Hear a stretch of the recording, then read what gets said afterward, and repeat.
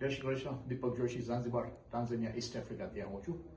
અહીંયા Toronto, Ontario, Canada. પણ આ છે Mississauga, Ontario, Canada. Hindu heritage centre મંદિર છે અહીંયા મિસિસાગામાં. તમારા દર્શન માટે વિડીયો ઉતારું છું. જો આપણા નવ ગ્રહ છે અહીંયા, આપણે બધા ભગવાનના અહીંયા બધી મૂર્તિને બધું રાખ્યું છે. પણ આ પણ નવ ગ્રહોની મૂર્તિઓ બધી છે અહીંયા. તમે આવો પૂજા કરવા, પ્રાર્થના કરવા. મહારાજ છે અહીંયા. સવારના 7 વાગ્યાથી રાતના 9 વાગ્યા સુધી મંદિર ખુલ્લું હોય છે. અને કેટલું ભવ્ય મંદિર છે, કેટલું સુંદર મંદિર છે, પવિત્ર.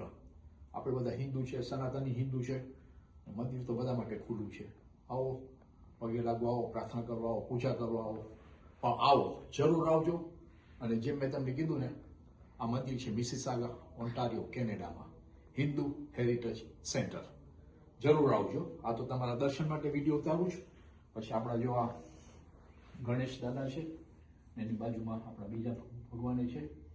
એટલે બધા જેમ પ્રસંગ આવે એમ બધાના પ્રસંગ પ્રમાણે બધી ટાઈપના આપણી બધી પૂજા પ્રાર્થના થાય છે.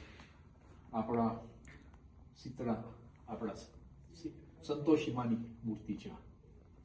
પછી છે ગણેશ દાદાની મૂર્તિ.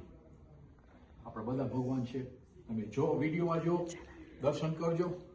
અને આ બાજુ તમને હવે શંકર ભગવાનની 11 લિંગની તમને દેખાડો. તમે તમારા દર્શન માટે આ મોટી લિંગ છે કે જેમાં આપણે પાણી, દૂધથી અને નવરાવી આપણા શંકર ભગવાનને અભિષેક કરી, બીલીપત્ર ચડાવી અને પછી અહીંયા આવો.